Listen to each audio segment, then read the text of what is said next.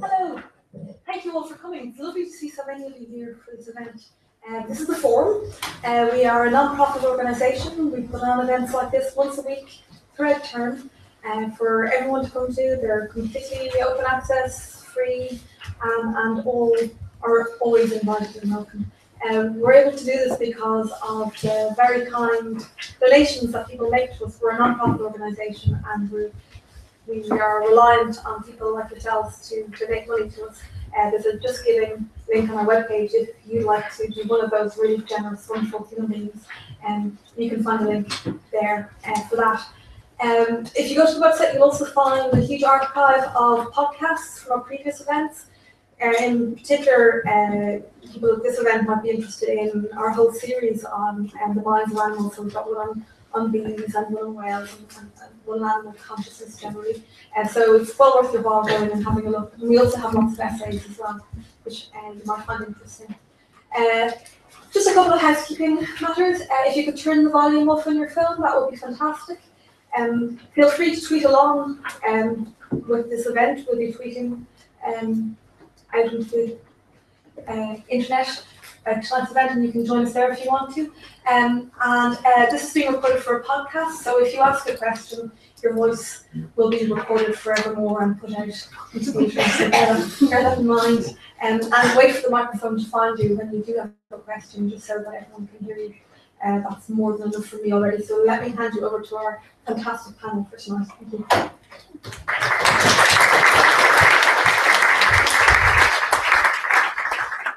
Good evening, everyone. Welcome to the LSE. Welcome to this forum event on the minds of birds. The questions we'll be discussing in this event are: what is it like to be a bird? How do they think? How do they feel? What can we learn from comparative psychology about the intelligence of birds? And also, what can we learn from our encounters with birds, about the birds and about ourselves? And I'm delighted to be joined by two experts who approach these questions from completely different directions and have really fascinating insights to bring to bear on them. I mean, they are Professor Nicky Clayton, Professor of Comparative Psychology at the University of Cambridge, and also scientist in residence at Ballet Romba, and author and writer of creative non-fiction and naturalist Mark Cocker, author of books including Birds Britannica and Claxton, Birds and People, and Crow Country, shortlisted for the Samuel Johnson Prize in 2008. I noticed there's now a vintage classics edition of Crow Country, a modern classic in this area.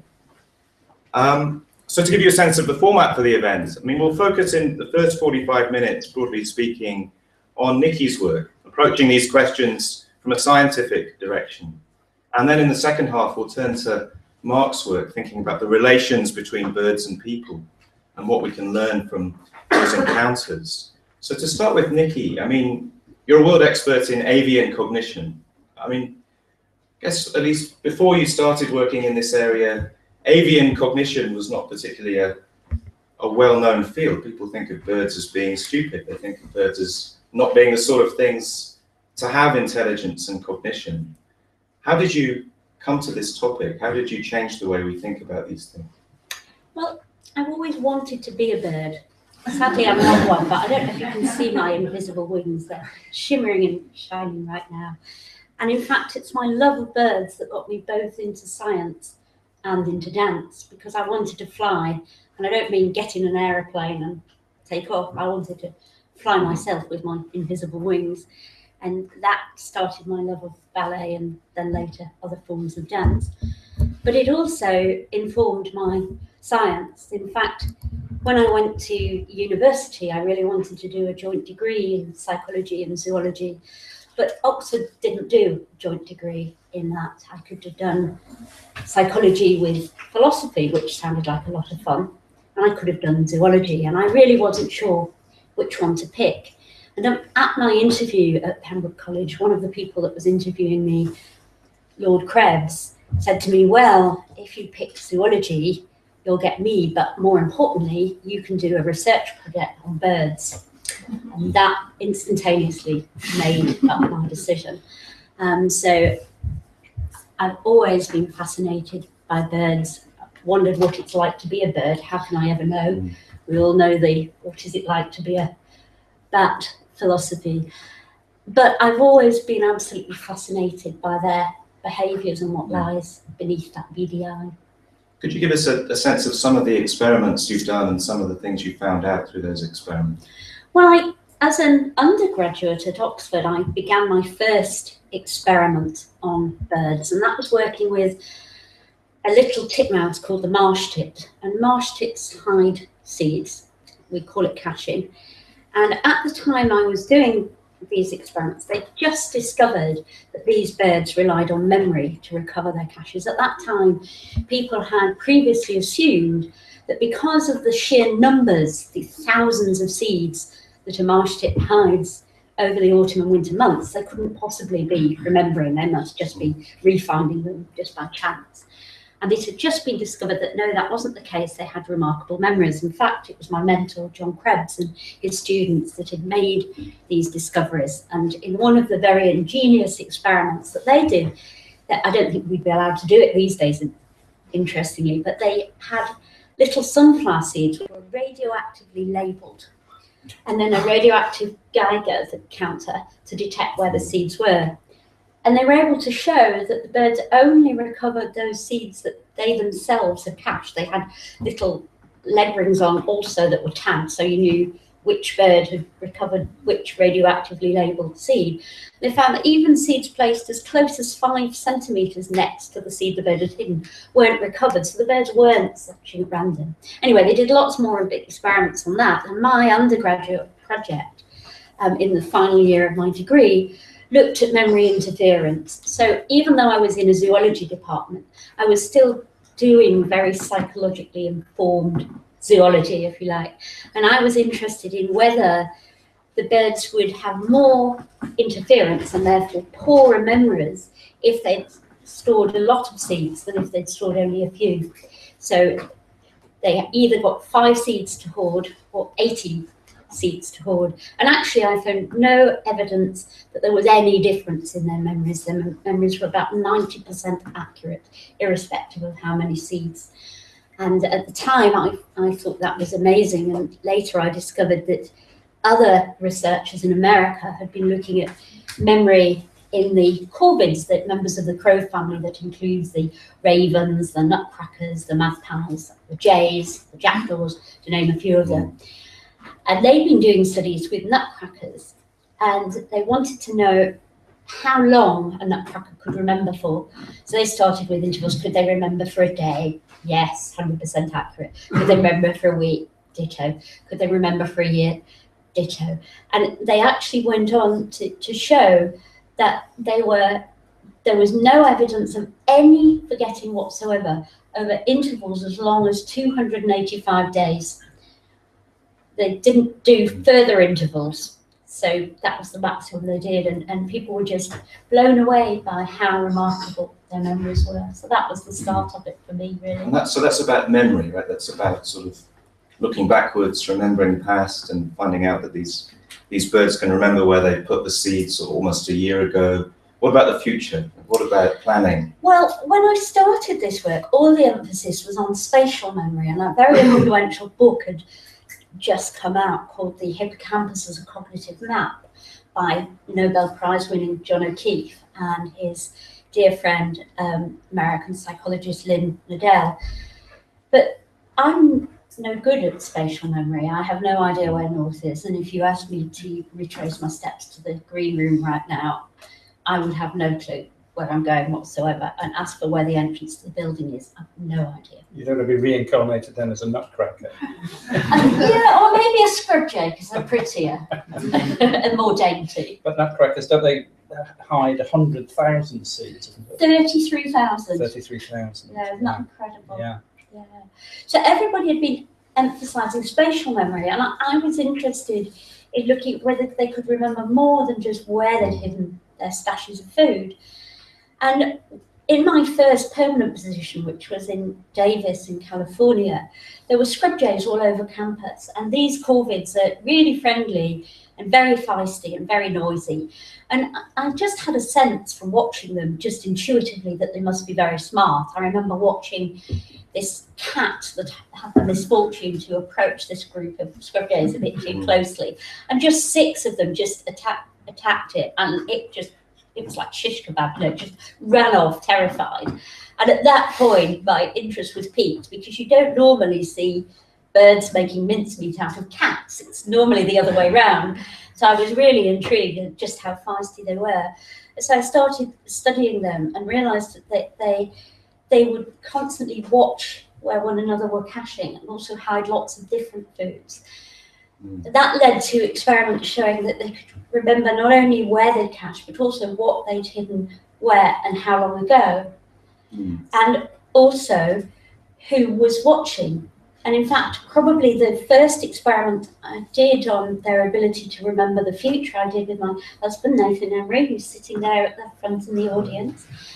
And what we noticed was that these birds would, when other birds were around, they would rapidly stash or cache or hide the food. I'm using those words interchangeably. And then when the other birds had flown off, they would come back and move their cache to a new place. And I thought, what? They're supposed to be long-term hoarders. All the literature says that they cache for weeks, if not months at a time. Why the heck are they moving them within literally a couple of minutes? And then an idea struck me, and I thought, it's always when the other birds have left the scene. Are they actually moving them to new places so that the onlookers would no longer know where they are? Because about 1/3 of their caches are stolen by other individuals. So cache theft is a real thing. And a lot of the other individuals that are doing the stealing are the other pesky scrub jays that are watching. So I thought, is this actually a cache protection tactic? So based on this observation, Nathan Emery and I designed a series of experiments to test whether that might be the case. So we had birds that were either observed by another bird that was either a bird that might steal their caches, or they were observed by their mate with whom they share their caches, or they cached in private. And what we found is that they only re-hid, so recovered and re-hid to new places, those seeds that a threatening observer had seen them cache. If their mate was watching, or if they cached in private, they just left the caches where they were. So it seems that was consistent with the idea that this was a cache protection tactic, because they were only doing it if they'd been observed. But the really dramatic finding, and probably the reason why the paper got published in Nature, was that not all scrub jays did this. It was only those birds who had been experienced thieves in the past. Naive birds who'd maybe seen others caching, but had never had their own experience of stealing caches, didn't do it. In short, it takes a thief to know a thing. And of course, the only point of recaching is if you have some sense of the future. If you were stuck in the present, presumably those thoughts would never come to you. And you refer to this as mental time travel sometimes. That's right. So there was a one. Does anybody in the audience know the lovely Robbie Burns poem "Ode to a Mouse"? Yeah. So in the lament, Robbie Burns, it's dusk, and he's just ploughed through a mouse's nest, and he feels riddled with guilt, thinking that because of his clumsy actions, this mouse isn't going to make it through the night, it's going to die. And then a thought pops into his head, and he consoles himself and turns to the mouse and says, "Still, thou art blessed compared with me. The present only touches thee, but oh, I backward cast my eye on prospects drear, and forwards where I cannot see, I guess and fear." So he thought that mice, and presumably other animals, were stuck in time. And we now know that at least for some animals, notably the great apes and the corvids, that this is not the case. They can plan for the future. And this, leads on to the question about the similarities, differences between corvids and apes, right? So we normally assume it must be the case that apes are more intelligent. Your work maybe casts some doubt on that. What do you think? Are corvids as intelligent as apes? Yes, indeed. In fact, my husband Nathan coined the term feathered ape to get across the idea that the corvids are just as intelligent as the great apes. And we published a review paper in Science arguing the case that intelligence had evolved independently in these very distantly related groups of animals. So we were not saying that all animals are equally intelligent. We were saying that the corvids in particular, and also probably the parrots, were on a par with the great apes, and some other mammals as well. Dolphins and elephants would be classic examples. What about human children? Can you say a sort of age at which a child becomes as intelligent as a... Well, it depends on the task that we've done. So we have actually done tasks where we've compared young children and adult corvids, and you might say, well, that's a bit silly, isn't it? Shouldn't we be comparing young corvids and young children, not adults? But what we were interested in, of course, is the more philosophical question of, is it possible to think without language? And if so, what's it like in non-linguistic animals like the corvids, and what's it like in pre-linguistic subjects like children? And I'm always leery of saying a crow is like a 4-year-old child or an 8-year-old child or whatever, because a crow is not like a 4-year-old child. Children have hands, birds have wings, trivial morphological differences, but there's so many differences between them. Nonetheless, I think what is interesting is to look at the cognitive milestones and ask whether the pattern of similarities and differences that you get between the children and the corvids and in the various tasks, what that might tell you about how complex some of these tasks are. So, for example, with some of the work on social cognition, like the experience projection and thinking about what another is thinking, children don't develop that until they're about age 4. And there's sort of a typical trajectory that on most tests of what's called theory of mind, children at age 3 fail, children at age 4 start passing, and by 5 they're reasonably good. And you see a similar developmental trajectory with mental time travel. And yet there are other tasks we've done which, to my mind, intuitively seem much simpler. Physical tests of cognition, about understanding how to use a tool or what a tool does in a task, that the children aren't passing till they're 8 years of age. So that then tells us something interesting, that for whatever reason, they're finding those tasks more difficult. So that's the kind of It raises this sort of question of anthropomorphism. Right? You have a famous paper where you talk about episodic-like memory, as if to say, well, it's kind of like what we call episodic memory in humans, where we have a memory of a particular episode. It's like you want to step back a bit from saying it is that. It's just something that is like that. Yes, now that's because as a scientist, of course, one's got to be very careful about what one has shown. It's one thing to say I have an intuitive sense that scrunchies are very clever because they attack cats and they do all these cool things that if a human were doing it is clever. The question is, are they doing it using a mechanism that is clever, like thinking, for example? So the argument we made, and the reason why we call this ability to remember what happened, where and when, as episodic-like memory, is because in the psychological and neuroscientific literature, episodic memory in humans is defined as the subjective experience of recollecting what happened, where and when. And it's thought to be accompanied by 2 special kinds of consciousness. One is an awareness of the passage of time. So I can be aware that although I'm having thoughts in the moment, they're informed by thoughts of the past, and they will also be informed by thoughts of the future. And the second is that I'm very much aware that I've made those memories. I'm the owner and the author of the memory. And in the absence of any agreed behavioral criteria, in non-linguistic creatures. I don't know how we could test whether their memory of what happened where and when was accompanied by this awareness of the passage of time and this particular kind of self-awareness, that being the author of a memory. And what's your hunch? I mean, so accepting this point that the scientific evidence doesn't conclusively establish that these birds have a subjective experience of a past event. Is your sense that they do? My sense is that they do, yes. And that's not because they remember what, where, when, but it's because they're so good at planning for the future. And they do so, when it comes to social cognition, they just seem so impressive.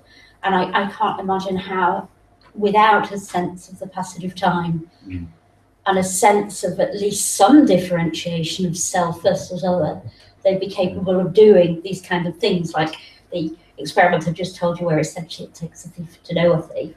I think without some sort of understanding of that kind of experience projection, they wouldn't be able to do it. So my argument is not based on a single experiment, but rather converging evidence to bear on a problem. What philosophers sometimes call an inference to the best explanation. Exactly. It's not a sort of deductive proof, but there's several lines of evidence that would be explained by the birds having a subjective experience. Yes. Kind of like the all roads passing. Lead to Rome. Yeah, great. And can I also ask about your kind of personal relationships with these birds? So, in some cases, these must be birds that you've worked with over perhaps decades? Yes, definitely, yes. So do you, and you've said, you think they have experience of the world like we do. Does this lead to a kind of personal bond with these animals? Oh, totally. They're very interactive. They recognise individual humans. That's been shown in experiments in North America, actually, on crows. But our jays also recognise individuals. They have some that they like more than others. They hate one of the ex-technicians who was very big. Is that why they're an ex-technician? To be fair, he retired, but they don't like big men who make big, clunky movements, have low, loud voices, and they despise men with white hair with beards. So if you want to work in my lab and you have white hair and you're male, the only way you'll be allowed in is if you shave your beard. It's non-negotiable. You can go at that later, but sorry. The white is in the wrong place. If you're a Eurasian jay, you have a beautiful white bottom and you love showing off your white bum patch, and they get very disturbed by people that have white in the wrong place. It's just wrong. So you could wear it as a tail on the back, but not here. Let's bring Mark in on this. Right. You must have questions for Nicky. Well, what was I going to ask? No, nothing at this stage, actually. Nothing that comes to mind, but... So they all know their names, and they live in big aviaries. They're about 30-metre long aviaries, and there's testing chambers at the end, and they come to their name. So we don't go with a net and try and catch them or do anything horrible. If I want Romero in, that's one of the nicest looking jays. He's the one that you always see on television because he's a bit of a star and he likes the cameraman, and he's very good looking. And if I want him into the testing compartment, I just shout, Romero, Romy, and he comes.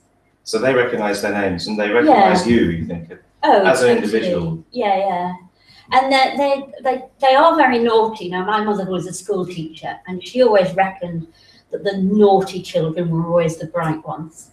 And the jays are very naughty, and I got into great trouble early on in my career because with one of the head female technician, actually, and she took her wedding ring off to wash her hands, and one of the jays got out of the cage and stole her wedding ring, and she'd only just got married a few weeks before. And it took several months before the jay would recover the cash and allow her to retrieve her wedding ring.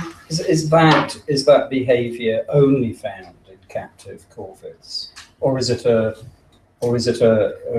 characteristic of young birds? Or because I mean, all the associations with magpies are that they steal money and things like that. And you know, Tim Burkett, who's a mutual Yes, friend of ours, that's right. says that it's only a learned behaviour in captive birds, that they only acquire this. But I've had loads of it. I mean, one was a piece that I got in Birds and People, I think, where a guy was leaving money for the milkman, and it was you know, left with under a pot, and the magpies were stealing it. And I've always assumed that it was captive magpies that have kind of become attracted by human artifacts. Do you think wild birds could do it? I suspect some wild birds would do it as well. I think anything that attracts their attention. So I think it's a myth that they catch specifically shiny objects. However, I think anything that, you know, glints in the sunlight, that they just happen to therefore are more likely to notice it, is going to be stolen. And as you know, there are all these reports of crows gift giving, where they actually bring Money to money people's bird tables or and presents of some form. I mean, whether they're presents you want is another matter. Yeah, I remember the story now. It was that a guy had used an old silver cup to put the money in and put it on top of, you know, for the milkman. And then when they came out, the silver cup had vanished, and the person had assumed it was the milkman was dishonest, and just put it down to bad luck, you know, that he trusted the milkman, and, you know, you can't get a decent milkman these days. And then the nest blew down, and the milk and this cup fell out of the nest tree. So that was interesting, you know. But as I say, I'd always assumed that it was because, of course, corvids were very widely kept as pets, and that caching behaviour, stealing rings and things, would have been the sort of place where they would have picked up that folklore. And I just wondered if wild birds would do it. Yeah. So I think it is quite interesting. And you see more and more that corvids encroaching in our gardens and in supermarkets. And They're having to sort of adapt and urbanise. well, there's this wonderful story of there are rooks on the memory service station on the M4, and they raid the rubbish bins at the motorway service station. So it's very, very cool when you see it, because usually Have you seen it, Nicky? We've actually seen it. Nathan and I have been to the M4. In fact, he tried to disown me because I'm vegetarian, and I have been since I was 11. And I actually went into a shop and bought a pork pie, and he's looking at me going, "What? You've not eaten meat since you're 11? What are you doing?" And of course, I bought it to feed the rooks, because I know that they really like pork pies. So we were placing some bits into the bin so that we hope that we see them in action. How do you know they like pork pie? Because you feed it to them. Because we feed them little bits of it, because it's not very good for them, but we do feed them little bits of it. Because every Christmas at Madingley, when we keep the birds, there's always a Christmas party. It's one of these potlucks where everybody, students, technicians, staff, everybody just brings something nice to share. And there's always far too much food. There's always loads of food left over. And obviously, it's then cached for the PhD students to have lunches for the rest of the week before they go home for Christmas. But there's always a load of perishable stuff that isn't going to keep anyway. And so we used to give some of the pork pies and the little, they're called piglets wrapped in bacon or something. There's sausages in bacon, things like that. And we'd give those to the rooks, and they would absolutely love them. They're not very good for them, but you know, Christmas. They know it's the festive season. They do now. So we stuck some in the bin, and then sure enough, these birds came down, and you'd see two of them perched at either end of the bin, and they'd be using the bin liner like a tool. It would take them about 20 pulls to get up the bin liner to a level where they could reach the food. And then rather than just grabbing a piece and flying off, they'd start tossing it over the side. And then once they started getting a good pile, and one bird had a sort of good command of it, the other one would fly down and protect the food from other foragers that might be just happenstancing, trying, like a wagtail or a house sparrow or something that was picking up, because there are all kinds of interesting things on the floor. So I always thought of it as, on the one hand, it's tools, because they're using the bin liner as a tool to get food that they otherwise couldn't reach. it's time, because it's not just one action and gets rewarded. They're having to do at least 20 actions before they get the first piece of food, first food reward.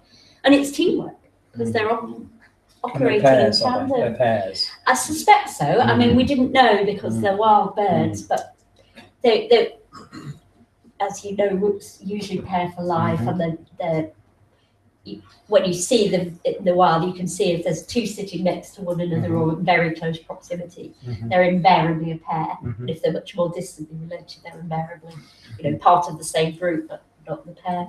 So, can I pick up on this idea of tool use, right? Because tool use is something we used to think was uniquely human, and then we found out chimpanzees can do it as well. And sometimes you still hear the idea that it's just humans and apes, but corvids, tool use is a very important part of their whole way of life, isn't it? Yeah, so I mean, there's been so many changes really since about, in terms of what we know about bird cognition. Really, I would say it's a relatively new field, that most of the major discoveries have been made since about early 1990s. And in fact, since you came on the scene. Well, not just me. There was a chap called Gavin Hunt in New Zealand, and he discovered crow tool use. And on the island of New Caledonia, he discovered that there were these rather funny shaped pandanus leaves. And these leaves were funny because they were normal pandanus leaves, but they had bits cut out of them. It was like doily patterns. It didn't look like random bits that something had been nibbling away at it. It looked like a sort of shape had been cut out. And they couldn't understand who was doing this and why it was being done.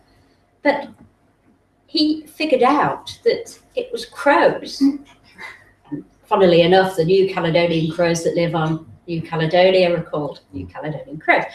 And they were cutting out these shapes from the leaf and using them as tools. And in different parts of the island, they do it in different ways, even though it's the same shaped leaves. So it was an idea that, just as with chimpanzees, this could be a form of culture that is learned. And so in some places they have thin ones, and in other places they have thick ones, and some of them kind of have a step shape, so it sort of looks a bit like that sort of thing, if you imagine that. And some of them have just 2 steps in, and some of them have 3 steps, and some of them have 4 steps, and so on and so forth. So that was really the first discovery of it. And of course, that was published in Nature and was a really big discovery, because this was the first finding that an animal other than a chimpanzee didn't just use tools, but actually manufactured tools, actually fashioned them into particular shapes, used different tools for different things. So, for example, in addition to these leaf tools, they have stick tools, and some of them are straight, and some of them have little hooks or kinks on the end. So that was the first discovery. And then the next really big discovery was made by Nathan Emery and his then PhD student, Chris Bird. And I have to say that the journalists had a field day, because we had 2 students. We had Christopher Bird and we had Amanda Seed. And you can imagine Bird and Seed, people were just, it was great. And they were all published on Clever Corvids. Anyway, what Chris Bird and Nathan Emery discovered was that in the lab, our rooks would spontaneously make tools. We've been giving them physical cognition tasks, and we've been inserting a stick, thinking that they're not tool users. Of course they won't spontaneously Do anything interesting. So we'll stick a stick in and see if they'll pull it out. But the birds taught us a lesson. They showed us that actually no, although they don't use tools in the wild, probably because the foods they eat don't require a tool. In the lab, if you give them a problem that requires a tool, they'll happily use one, they'll happily make one. And Chris and Nathan showed that the rooks were taking pieces of wire and bending it into a hook, like the famous New Caledonian crows, that they were using various stick tools, that they were modifying them and bending them into shapes, and that they were really, really good tool users. And since then, we've also found that the Eurasian jays will do it as well. Don't they have a two-stage tool manufacturing process which even exceeds the New Caledonian crows? Is that right? Is that the thing that you did with with Chris Packham? Well, we did a number of things. So there's one thing where they can use one tool to get another tool. Yes, that's it. 2 tools. Yes, So it's one a tool, sequential tool. Yeah. So they can use a stick, say, to get a stone, or use a big stone to get a little stone, or vice versa.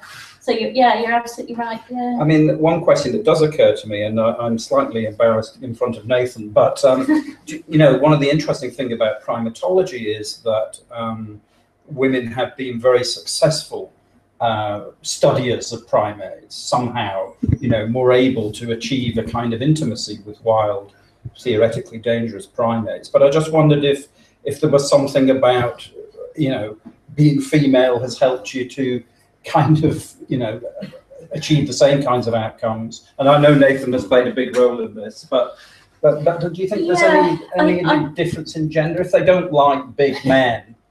I mean, I've had a couple of male. Beard, I'm all right. Just don't work with Jays. Yeah. I've had some male PhD students who've done very well. But I've had other male students who have found it very hard to work with the birds. And I think one of the things they really like is they like little people with delicate movements.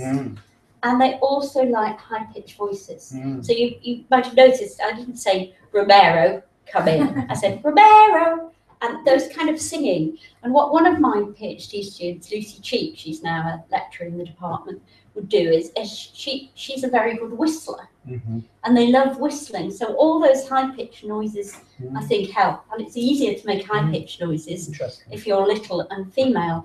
I remember one time that we often have difficulty when camera crews come to film, because the birds, although they're very friendly, they don't like new things, and it takes them a while to get used to both people and objects, and cameramen and their equipment in particular, particularly the soundbite, which is always hovered overhead. And of course, what the cameramen often don't realise, unless they're natural history photographers, is that that's essentially like a bird of prey. So of course, you know, then the bird's going to be freaked out and not behave naturally. And the easiest time of filming was one time when I was working at Rambert, formerly Ballet Rambert, and one of the dancers came to do some filming. And the birds were just good as gold, and the filming was just so easy. And of course, the thing about dancers is they tend to be small and slim, but also they have very graceful, effortless movements. And it's not the speed. Actually, if you can move very quickly, and that doesn't disturb the birds. But it's the kind of staccato, clunky movements that they don't like.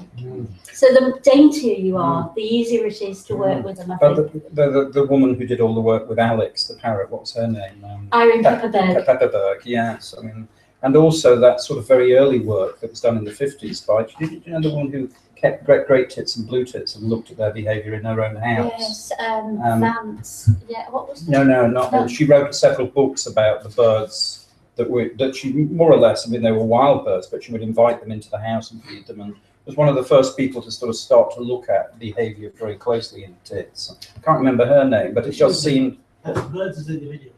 Yes, what was her name? No, that's right, birds as individuals. Yes. Yes, but it was kind of seeing birds as individuals and seeing their personalities and having a kind of sensitivity, you know. I just wondered if women were better at this. It would be great, I think, to take some questions from the audience, actually. There's a roving mic, so please do wait for the microphone to come to you so that we can capture your question and all hear it. What would be great is to perhaps take 3 questions in quick succession and then bring it back to Nicky. So there's one just at the end of the... Is it 6th or 7th row there, just at the end? And then we'll come to go into the middle. Okay. I was really excited when this talk came up because I just that week had a question about looking at. And I was looking out my window at birds kind of like a swirling around the wind. And one of my thoughts was, do they enjoy flying? Because I think as a human, that's something I really envy, not being able to. And looking at them, they weren't going from A to B, and so my question was, you know, is it something they do for pleasure? Do they enjoy flying? Do they play? Yeah, it's interesting. There is a program coming out with Chris that I did with Chris Packham on December the 22nd. I don't know what time yet. Is it called Winter's Weirdest Events? I think it's a special edition. And there's about a 5-minute clip on that very question. And they're focusing on corvids playing. And the main one they're focusing on is, and it's all over YouTube. I'm surprised they've chosen to do it now because it's not brand new. You can easily find it on YouTube, but these are hooded crows. I think it was originally, it was in Russia. And what the crow does is it takes a piece of white plastic on a rooftop covered with snow, and it perches on top. And it's essentially snowboarding. Sliding down the river. Snowboarding hooded crow style. And you watch it doing it repeatedly, and it slides down to the bottom of the rooftop, picks up the piece of plastic, hops up back up to the top, and does it again. And it does it in succession a number of times. And it's hard to think of it as being anything other than play. I mean, it really does look just for fun. There's no food involved or anything else. And you can see it's trying out the best spots. So there's one bit with lots of snow, and that works really well. And then there's another bit where there's a bear catch in between the snow, and that doesn't work as well. And a sheer happenstance, the morning before this filming took place, I had a phone call from the Cambridge Evening News from one of the reporters who said, I wanted to ask you something about crows. I said, oh yes, shoot ahead. She said, I'm glad you get those sorts of questions. Yeah, I'm sure you get loads of these as well. Here's another, I thought. She said, yeah, there's a pair of crows on top of our office building. I said, yes, thinking, well, you know. Great, yes. What's newsworthy about that? And she said, well, they're bouncing golf balls. Oh my God. And apparently they were bouncing them and catching them. Bouncing them and catching them. God. So I sent the film crew off there. So I don't know whether they filmed. I wonder if I could answer that question also, because I looked at rooks' roosting behaviours. And I have, just across the river from where I live in Norfolk, a very large corvid roost, probably the largest in Britain, about 40,000 birds at its maximum. It's an astonishing sight. I really recommend you go and see it. But one of the things that I found fascinating about it is certain background conditions trigger certain behaviours. And one of the things that is, you know, it's like you were saying, Jonathan, I forget what it was in philosophy, inferential... Inference to the best explanation. Yeah, I mean, the extraordinary thing is that when birds, I mean, the whole process of roosting is cultural. And when they're going to the roost, it's often quite plodding and functional behavior, but they love high wind. I mean, when it's really, really windy, I mean, we went one time and it blew my friend's glasses off his head. And the birds are extraordinarily excited. I mean, they vocalize a lot when they're roosting anyway, because it's an intensely social experience. But in high wind, there is so much playfulness in their behaviors, and they swoop and swirl around, you know. And of course, that's what would happen in a windy condition. So it is, you know, natural that it would be more energetic when it's windy. But there's no question that, or it seems to me that there's an intensity of behavior, particularly in the vocalization and the way in which they're flying, which is about woo, yeah, really enjoying the wind. So I have a sense of birds enjoying it. And there was a question, I think, from the middle of the row behind. We could get the mic over to there. Please wait for the microphone to arrive. Hi. I have a question about intelligence, because you were talking about that and the comparison between great apes and corvids, for example.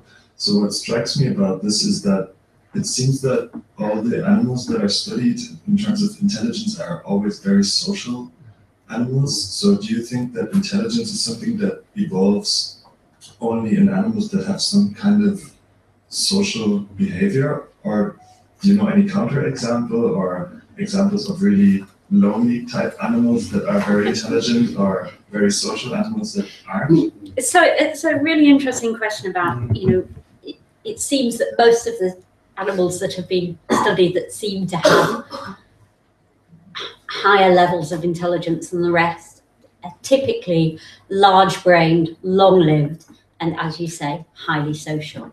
And so the question is it something about being a social animal that might select for this kind of intelligence? And in fact, I think the first people to really propose this idea that it's the sociability or the trials and tribulations of living in a complex social life that drives intelligence were Alison Jolly and then Nick Humphrey in their social function intellect hypothesis. And initially, of course, they explained this in terms of primate life, that in looking at different primates, they felt that primates weren't necessarily better than other animals in the physical world. It was really in the social worlds that they excelled.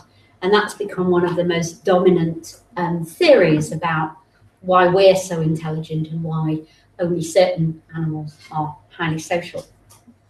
However, it's quite interesting that some of the cephalopods, the octopus and giant squid, also seem to be quite intelligent. Now, I said seem, not are, because I don't think enough experiments have been done yet. In other words, the jury's out as to whether this is really true. But certainly, of the animals that require a home office license that are invertebrates, the cephalopods, the squid and the octopus are the only one that require a home office license. And there have been studies of social learning in solitary octopus, and there have been studies showing that the squid, like the jays and the chimpanzees, can remember the what, where and when of past events. People haven't done that many studies yet. In fact, it's one of the ways in which my lab is going, is now looking at some of these octopus and squid. But if it turns out that they really are as intelligent as the corvids, dolphins, chimpanzees and parrots, then that would be a real challenge for this social theory. Alternatively, it may turn out that although they appear to be very good at certain things, perhaps there are limitations. And that's, I think, the power of science really, is it allows us to ask these kinds of questions and then collect sufficient evidence to assess them, rather than just relying on intuitive hunches. There's a very good example in the animal that's closest to us, because dogs are far less intelligent than wolves. And one of the interesting things is that wild wolves, because they live in a social environment, unlike dogs, or dogs are living in an interspecific environment, often interacting with humans. But it's often, it's claimed that wolves are far more intelligent and show problem solving and show much more, look like much more intelligent animals. And there's a situation where they're living in intensely sociable groups, and the dog is essentially often a very solitary creature. Yeah, I think the other problem, of course, with dogs is the domestication argument. And people have done certain studies where they've, in unrelated animals, showing that domestication seems to lead to decreased cognition and decreased brain size. They just couch potatoes, basically. And a question from the front row here. It's quite a way for the microphone to go. Please do wait for the microphone. We could repeat it to arrive. It'll just be a few seconds. How Here long we do go. they live for? It's right there for you. How long do they live for? Well, it And depends. do they use the same nest each year, or do they have to make new ones all the time? How long do Birds. birds live? Well, it depends on the species, but interestingly, crows are very long-lived. So my scrub jays, which are only about 80 to 100 grams, so they're a really small corvid. My oldest ones lived to be 22 years of age. Now, the textbooks say that the average lifespan of a scrub jay is 4 to 9 years. But of course, that means in the wild as a result of predation. But in Cambridge's Corvid Palace, they lived to be 22. And most of them died of old age related diseases. So they get things like cataracts and memory loss and all those things that old people get too, or some old people anyway. And it's thought that some of the bigger corvids can live to be, say, 40 years. So quite old. There's an interesting characteristic of corvids that they do live a long time, but that it was believed in classical times that they were the longest lived animal on Earth or something, you know, lived for 150 years. So they had a hierarchy of long-lived animals. I think stags were one of them. It was completely seemed, you know, without any evidence, but corvids were thought to be the longest lived, which is interesting. And do they use the same nest each year?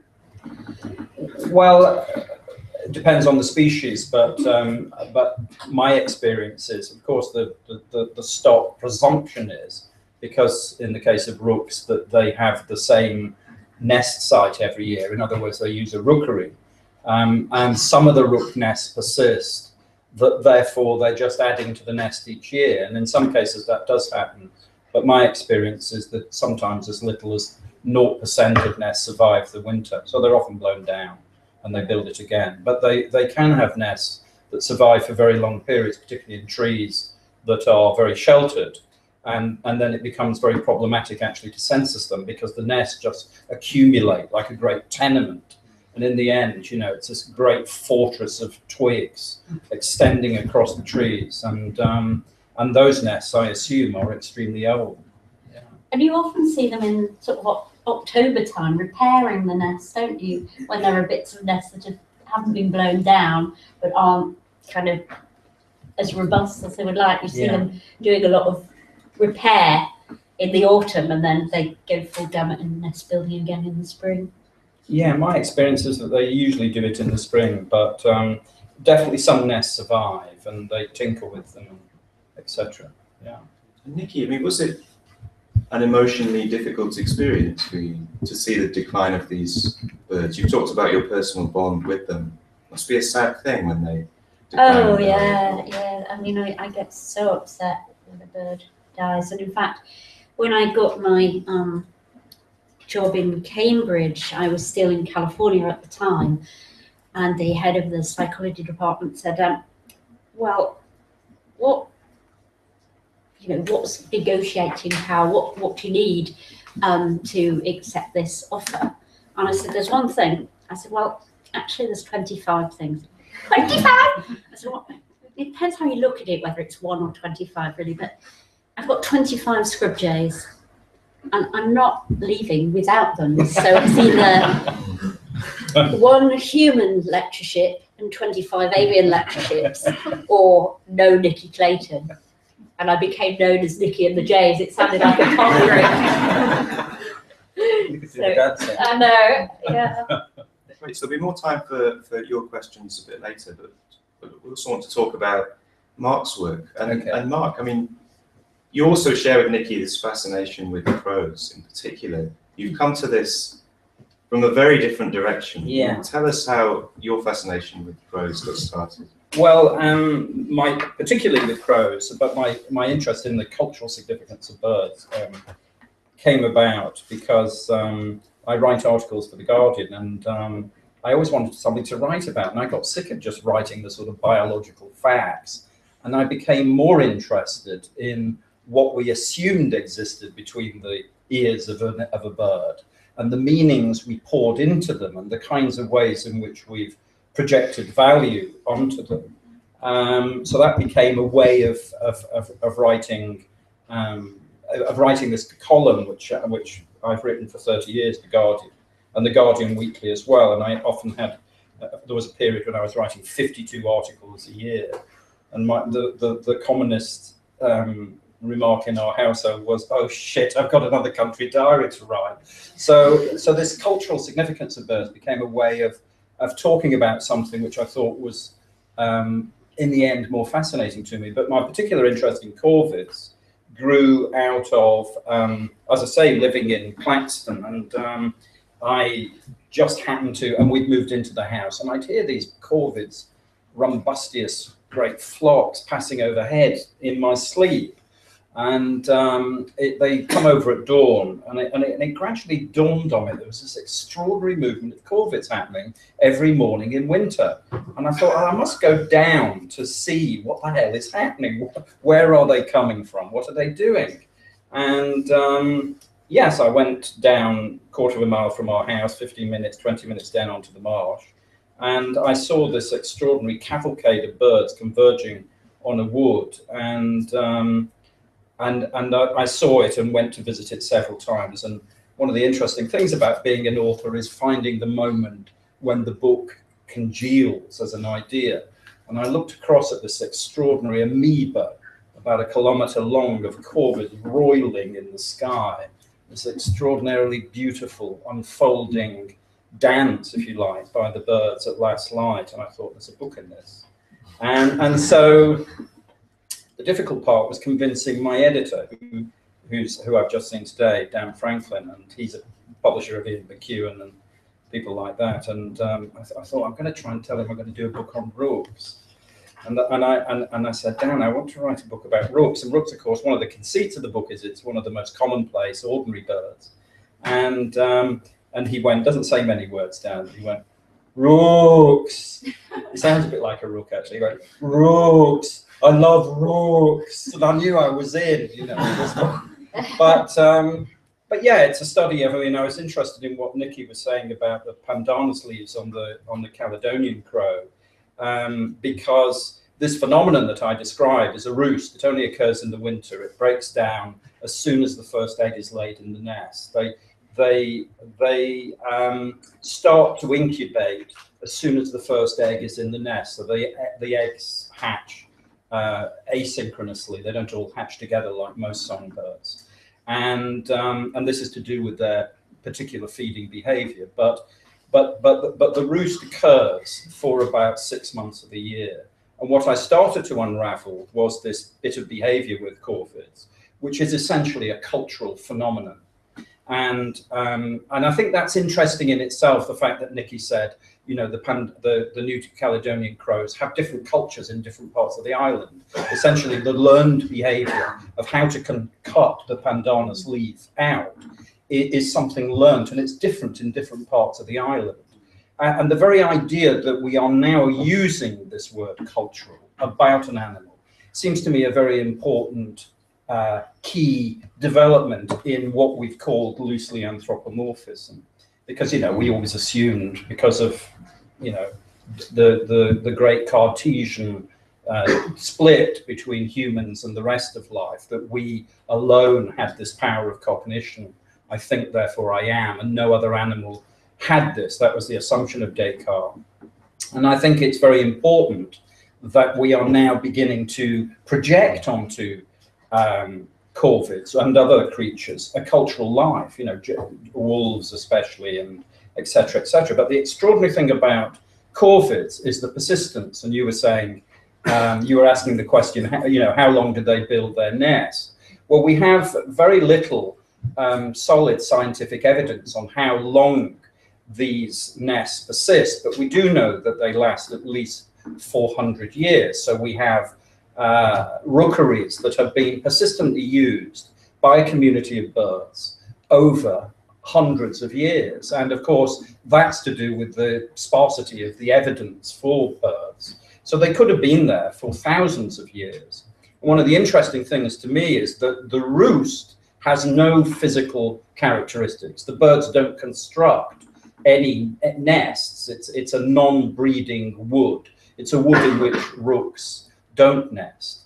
But what we have found is that roosts only exist where there can be ghost rookeries. So at some point there will have been a rook nesting community in a roost. Do you get the difference? A rookery is where they breed in the spring, they abandon that in June, and then the roost is where they spend their winters, starting from June sometimes, but it builds up throughout the autumn and reaches a kind of crescendo in February.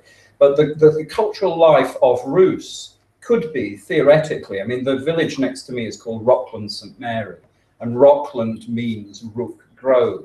So rooks have been and we've named the place after rooks. And the only woods where the birds do roost are the bits of ancient woodland in our valley. So what was fascinating was there was absolutely no evidence, no ornithologist had ever looked at a rook. They're sort of kind of overlooked, you know, the commonplace birds are ignored. And what I found fascinating was that there's this extraordinary phenomenon, 40,000 birds, the rooks and jackdaws from an area of 400 square kilometers, roosting in one place, draining during the course of the day, spending an hour to converge on this roost side. So if you can imagine, the winter day is only 6 to 8 hours, and they spend an hour of every day, theoretically, a real bottleneck in terms of feeding opportunities, since daylight is a diurnal bird and daylight is short. Yet an hour of every day is devoted to this cultural moment, which is exactly what it is. It's a collection of birds. No one really knows why corvids roost. There's been fascinating work done on ravens, which tends to suggest it's about feeding behavior. But I think there are multiple purposes to the roost. And I just found this absolutely fascinating. And the conceit of the book is to make the commonplace magical. That's what it's seeking to do. So I could have written a book about Lady Amherst pheasant or something incredibly beautiful, but I wanted to write something about something forsaken and mundane to show that life is magical. And the very ordinariness of it was a very important part. And even these very everyday birds have incredibly rich cultural lives. Well, and have a cultural life, you know, but not just a cultural life. You know, I started to think about who owns this landscape? You know, this very idea that we have of ownership of landscapes. That there's a village called Rockland, and that community is itself named after rooks. And presumably these roosts can persist for hundreds, if not thousands of years. So human culture is in a way shaped by the culture of the it's crows. the interaction between the two, which I think is absolutely fascinating. But you know, I'm particularly interested in the false ideas that exist between our ears about birds. But I think what's interesting is how birds have always been important measures of the ways in which we conduct our lives. So, for example, the word auspex, which was the name for the Roman seer, who would be consulted on state matters, as a famous description in the first Carthaginian War in Rome. And one of the famous generals was going into battle, and he said, you know, let's do the birds and see what, you know, how it's going to turn out. And the chickens were got out, and the auspex said, oh no, don't go into battle, whatever his name was, I can't remember now. And he said, well, if they won't eat corn, let them eat salt, and he threw them overboard, and so went on to massive defeat. And I think it's the very idea that Roman political life could be based on flight behaviors of birds, which seems to me interesting and is continuing to be significant. Just to give one small example, the Labour Party, do you remember them in the eons ago, before Brexit and Trump and blah, blah, blah. They had several measures of the quality of life, and one of those qualities of life measures was bird populations. They instituted the measure and then promptly totally ignored it. But I think it's interesting that birds should find a place in our cultural and political discourse that tells us something about our own experience and something about the health of our own society, etc. And I think, you know, one of the fascinating things for me, because I'm a complete fraud here, I know nothing about the cognition of birds. It should be Nathan who sat in this chair with Nicky. But what I find fascinating is that we have a language that is talking about culture, that is looking into the mindfulness of birds, that is projecting the theory of mind onto birds, that is seeing corvids as intelligent as primates. That this is all happening at a time of biological crisis. So you know, Nicky's instinctive vegetarianism runs absolutely flush with how we could possibly manage this planet to retain this huge human population, but also sustain some of the biodiversity we've got. So you know, I find it fascinating that birds are playing a part in shaping our discourse about life, and are not necessarily because we understand them, though in the case of Nicky and Nathan, they do understand it, and it's shaping our sensitivities to birds. But one of the things I was saying earlier to you was that our attitudes towards corvids, I mean, Nicky and Nathan are changing through this extraordinary research that's exposing the intelligence of these birds. Not a single member of the EU, none of the 28 countries, has any legal protection for any of the corvids. And on average, per year, we are slaughtering 20 million crows in Europe. I mean, the calculation is completely arbitrary because no one's keeping records. The Americans have an extraordinarily violent relationship with corvids. There was a fantastic description of a roost of American crows in Texas, where they were, you know, of course, everyone was armed. It was America, well, it was Texas. And they were literally shooting them out of the sky. And the language they used for that experience was Old Testament. You know, it was this, they were shooting the heck out of them. We don't know whether we're having any effect, but our grandfathers, I mean, one of the newspaper reports was our grandfathers cut civilization out of this wilderness, and we ain't going to give it up to a load of crows. And I think it's fascinating how dark corvids are for us. And the only country that offers them any legal protection is Australia. And you know, we're essentially slaughtering primates. I mean, Nicky, would you like to come in on this? You must have thought a lot about the legal and moral standing of these birds while working with them. Yeah, I think people's perception is a fascinating area, because I remember there was a program, an RSPB census done, I think, for people to say 5 most popular and 5 least popular birds, and the crows, I think, were the most hated or least popular. Yeah. But the jay was one of the most popular, even though it's a corvid. It's just as naughty as a crow, but because it's brightly coloured, it's all right. We don't like black coloured birds. No. We are worried about them. They make us suspicious. We associate the black colouring as evil. Yeah. And it's interesting that this chromatic gradient that we have, this moral gradient that's associated with color, doesn't function in other societies. So, for instance, the Indians, who associate death with white, have very strong rituals associated with honoring their grandparents and ancestors through feeding corvids. And what's fascinating for me is this relationship that Native Americans, particularly, and Asian communities had with ravens. And I find this fascinating because one of their myths, one of their kind of culture gods is the raven. Played an extraordinary part in the Pacific Northwest of the USA with 5 tribes. I can't pronounce it, but I'll try it. It's the Tsimshian, Haida, and Tlingit.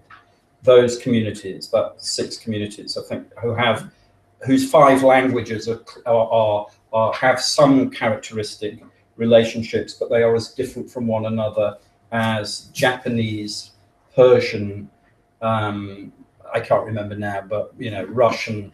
They're extraordinary, Finnish, and you know, another language, but English. So they're remarkably complex societies, and they attributed the foundation of part of the fact that the raven gave them sunlight, the raven gave them the Milky Way. What I find fascinating is that, as Nicky was saying, corvids plant billions of tree seeds. The whole of the northern taiga forests of Eurasia and North America are essentially managed by jays that Nicky has observed caching. In the case of jays, it's 5,000 acorns. And in the case of nutcrackers, I thought it was 100,000, but you say 33,000. Well, let's not argue. Tens of thousands. It's a lot, isn't it? Tens of thousands of spruce and hazelnut seeds. And though their memories, their extraordinary memory capacity to remember these tree seeds, they don't remember them all. And in fact, jays will continue feeding on acorns when the acorn itself has sprouted. I have 5 acres in Norfolk, and I have a single oak tree that is, you know, half a mile from the nearest oak tree. It's almost certainly planted by a jay. When I used to have an allotment, I would be rummaging through my allotment and I would find acorns sprouting and buried by jays in the soil. So these birds, and they also choose sites that are distant from other trees. So they don't bury them underneath trees. They bury them in open space, and of course that is the area that is most likely to give rise to new trees. So if we think of corvids across at a hemispheric level, millions and millions of corvids burying billions of seeds across the continents, they are truthfully husbanding the forests of the northern hemisphere as climate change takes effect, presumably into, you know, on a centuries timescale. And so therefore the very idea that the raven gave us sunlight or brought life starts to acquire some genuine meaning. You know, these birds play an extraordinary role in the management of habitats. And I find that, you know, moving and affecting. Sorry, go on. No, I was just going to say there's that lovely story of in the folklore of the Scandinavians. Do you know the Hugin and Munin one? Yes, the raven was memory and thought. That's right, yeah, the god Odin. He had his 2 ravens and he would send them off to go and be spies, essentially. Yeah, very interesting. Well, of course, you know, we've only got to investigate the Christian or Judeo-Christian tradition of, you know, the very fact that Noah found land because of a bird. So you start to find the ways in which birds have played fundamental roles in the ways in which humans think about life, and crows play a particular role, but they have a very dark role and a negative role. So, for instance, in the 17th century, in the Cromwellian period, a jackdaw flew around the chamber in the Houses of Parliament, and business was suspended because it was such a terrible omen. Ravens were assumed to spread the plague.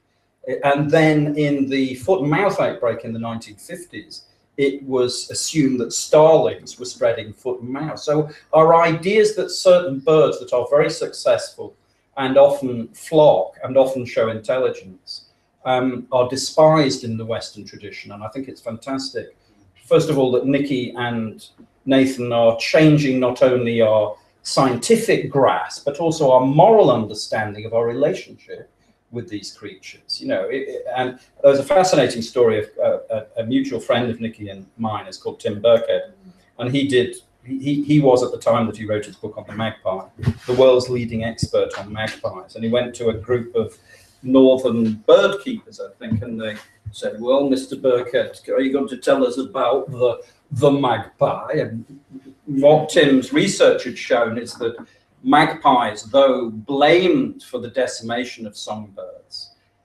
because everyone's seen a magpie. And in fact, I once saw a jay in the middle of London hauling sparrows out of a nest. So when Nicky says they're naughty, they really are. Anyway, this group of people listened to Tim, and Tim said, there is absolutely no scientific evidence that magpies are having an impact on songbird populations. In fact, in the areas where magpie populations were increasing, so were the songbirds as well.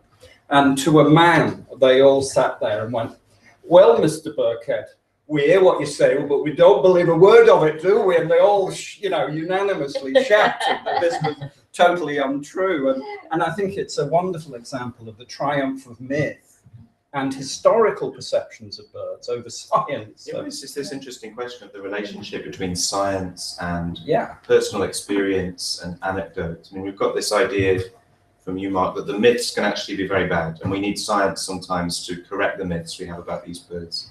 Does it sometimes, I wonder, go the other way? I mean, are there things we can actually learn about birds from personal experience that we can't learn from science? Well, I was going to tackle it a slightly different way first, if I may, which is where a myth has inspired research about science. If I may just give one example of that first, which is the crow and the pitcher, the Aesop's fable. And in this Aesop's fable, there's a thirsty crow, and the crow encounters a pitcher of water. The water level in the jug is too low, so the bird can't manage to reach the water. And it puts stones into the jug to raise the water level and can therefore have a drink. And of course, everybody called it a fable. This was entire fiction. But of course, in the work that Nathan and I have done, testing whether corvids, and in the first instance rooks, and then jays, and New Caledonian crows, could actually do what the myth was claiming. And we found, sure enough, they can. They will use stones to raise the water level. Now, in our case, we don't make the crows thirsty. There's no need to be cruel to them. All we have to do is place a little waxworm on the top of the water. Now, waxworms are the Belgian truffles of the corvid world. They absolutely love them. So if you give them a jug or a tube of water, the level's too low, and there's a worm floating on the top, they will spontaneously put stones in the water to raise the water level. And in fact, they even know to put ones that sink and not ones that float in. And that's when I alluded earlier to tasks that children don't pass till they're 8. That's an example of a task children don't pass till they're 8. So that's interesting from the other way around, because that's where a myth has actually not informed science, but inspired science. Yeah. It turned out to be true. And turned out to be true. Yes, it's interesting. Shall we take some more questions from Yeah. the audience then? Great, great to see so many questions. Please wait for the microphone to come to you. Let's start in the second row here. The third person in. Hi, thank you so much for the really interesting discussion. I was wondering about the definition of intelligence, because it seems that within the experiments we're discussing, although some talk about caching food, etc., and more natural behaviours, I wonder what you think about how much we're restricting our knowledge of animals by asking them questions that are based on human intelligence and what we deem to be intelligent. Well, it's a difficult thing, isn't it? Because we can't be anything other than anthropocentric. Yes, yeah. How can we possibly know any other individual than ourselves? I mean, we struggle even to understand the consciousness of another human being, never mind a totally different animal. So on the one hand, it would be great if there was some way of knowing what other kinds of intelligence were out there that we could test. So I think all we can do is try to look at the kinds of tasks that we think require some sort of complex cognition, some sort of complex problem solving, as opposed to something that's just hardwired, so innate, or something that can simply be learned by trial and error. So the reason that, for example, I shared the Membry station rooks with you was because it takes them 20 pulls before they even get a piece of food. Whereas in a simple trial and error task, normally it would be one action, it leads to a reward, right, I'll do that again. Another action, it doesn't lead to a reward, I won't do that. Now that's not to say we shouldn't be thinking about other things, but it's difficult to know where to start. You know, there are people that will sort of say, well, all animals are equally intelligent. They're all adapted to the environment in which they live. That's intelligence.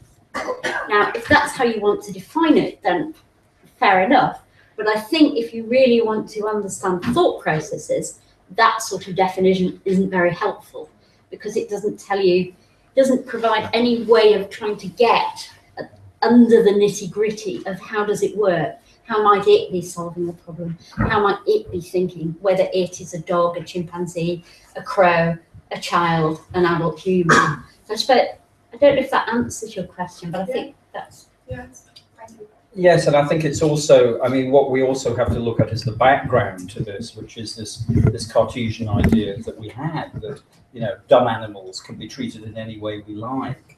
And I suppose it is both, you know, we're so now requiring of science to prove things, to challenge our deep-seated ancient prejudices about other species, that any attribution or ascription of intelligence to other animals is any imaginative encounter, any projection of their sense of wonder and extraordinariness to other animals is an important moral process in its own right. And, you know, intelligence takes many forms. I mean, black bar-tailed godwits fly from Alaska, a bird weighing 1 pound, flies non-stop from Alaska across the Pacific Ocean to New Zealand. It's the longest flight, continuous flight by a non-seabird. So the bar-tailed godwit loses half its body mass and it flies to New Zealand. Imagine flying yourself across the emptiness of millions of square miles of ocean, and you arrive on an island as small as New Zealand. No wonder they ring the bells in Christchurch Cathedral, because it is astonishing. I mean, it's not necessarily intelligence in the sense of cognitive, but, you know, it is a kind of knowing of the world and their place in the world, and it leaves you with a sense of awe. And I think it's even that kind of information can change the ways in which we understand the extraordinariness of birds and start to diminish this obsessive privileging of ourselves and our own intelligence. So I think your idea that, you know, the only thing we can really measure is birds' reflections of our own intelligence is an interesting one in its own right. Okay, let's take a further question from a few rows further back, just at the end there. Yep. Thank you. Hello. I was wondering whether birds exhibit hostile behavior when it's not connected to food or protecting themselves. Are they mean just for the sake of being mean? Well, there are certainly in the folklore, there are stories of rooks in terms of the Parliament of rooks. You know this one, where supposedly, if a bird has been badly behaved and its flock members disapprove, that the bird is actually being punished. Now, experiments haven't been done in that way scientifically, but I did have a jackdaw in our group. We had a big aviary of rooks and jackdaws, and we don't know what crime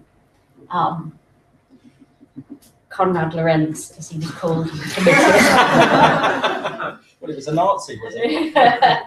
whether this jackdaw was, you know, exhibiting related behaviours. But the rest of the jackdaws and rooks in that group converted Konrad Lorenz into essentially a miniature bald-headed eagle. Right. In other words, they stripped him all of his head feathers. Gosh. And if we hadn't rescued him and kept him inside until he grew his feathers back, he would have surely died just from all the heat loss. Do you know this story? Do you know the story of the Parliament? Well, it's if you buy a copy of Birds Britannica, which you could from Amazon only for £30 for this Christmas. There's a fantastic drawing by a guy who lived in Cambridge who people submitted stories to me, and he drew what he thought was a rook parliament that he claimed to see in the 1930s. And also, I remember my father telling me a story of one of his friends claiming to see it. And in fact, I just got a letter the other day from Australians, 2 Australian old boys living in Tasmania, and thought they'd seen this behavior amongst Tasmanian crows. And you know, the birds stand in a circle around the accused. And then, according to the judgment, the bird is either pecked to death, and then, you know, the witness goes back an hour later and finds, you know, the sad mortal remains of the convicted criminal at the court site, or it's acquitted and it flies away. And, you know, this ascription of moral qualities to I suppose it's kind of an interesting. I think what it shows is one of the fundamental characteristics of corvids is that they have been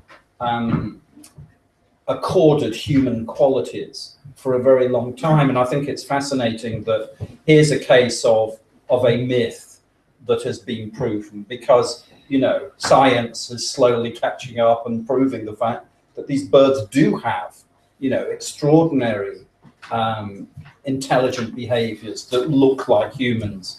It takes a thief to catch a thief, and all those kinds of things. It's one of the last holdouts of human exceptionalism, like tool use, that's not unique. Yeah. But maybe morality, maybe the ability to be moral agents is uniquely human. Yeah. This story is challenging even that. I mean, what do you think, Nicky?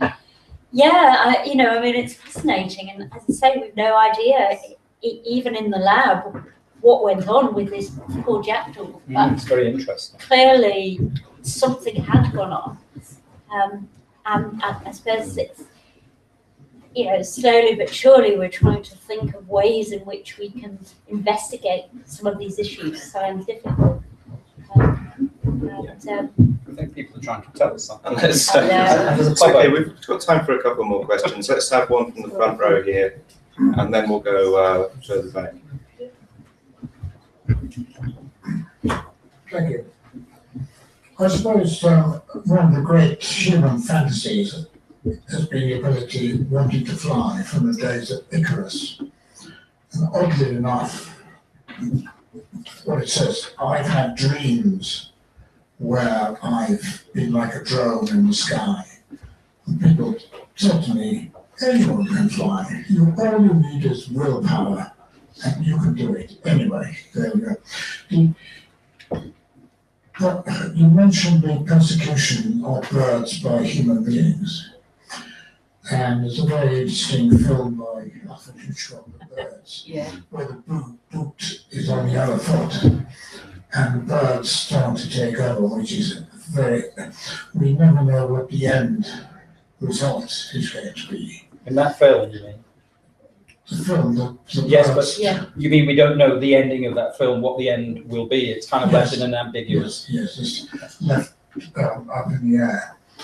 You mentioned birds that migrate for very long distances. I wondered whether do they migrate because they think, it's getting warmer. It's time I went to Europe and England, or is it just instinct that tells them? There's no cognition as such. Well, I think these are presumably the migration behaviors have happened in waves according to the passage and movement of ice age conditions across Eurasia, and North America, but these are very old behaviors, and the birds are instinctively imprinted to pursue these behaviors. You probably know a bit more about the science. There was a very interesting series of experiments that was done quite a long time ago now in one of the Max Planck Institutes of Ornithology in Germany. It was black hat warblers, and by Peter Berthold and his colleagues, and they had, so for a start, there are some species of black hat warblers that migrate, and there are other species of black hat warblers that don't. And they took ones that migrated, and they had two strains, one that migrated southwest and one that migrated southeast. And you can measure the migratory orientation by putting a little hand-raised bird, and as it gets into the migratory mode, which is often triggered by the day length, you can have a sort of funnel at the top of its cage, and where it's kind of jumping up is marked on the funnel, and therefore you can mark its orientation.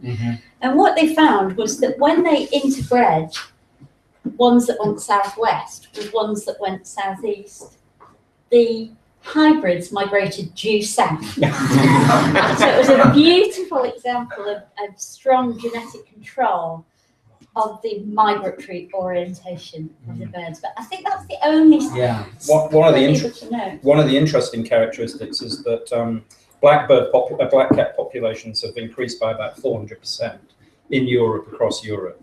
But in the 1950s, German and Polish Central European blackcaps, started turning up on winter bird tables in the UK. Oh, yes. And that behaviour now has strengthened. And that random bit of behaviour by a small subset has actually been very successful because the journey is much less, their migration time is less, the hazards that they encounter, the security of the food supplies in the winter for the blackcaps. And they've looked at the blackbird's close investigation of their DNA, and they're already starting to diverge from the southward migrating blackcap population. So there's a classic example where a bit of random behaviour, and I suppose an indication of natural selection, where it's successful and then genetic modification has followed, which is extraordinary. Yeah. Fantastic. Okay, I'm afraid that's all we have time for. My apologies to those of you who had a question and didn't get a chance to ask it, but let's thank Mark and Nicky for really fascinating discussion.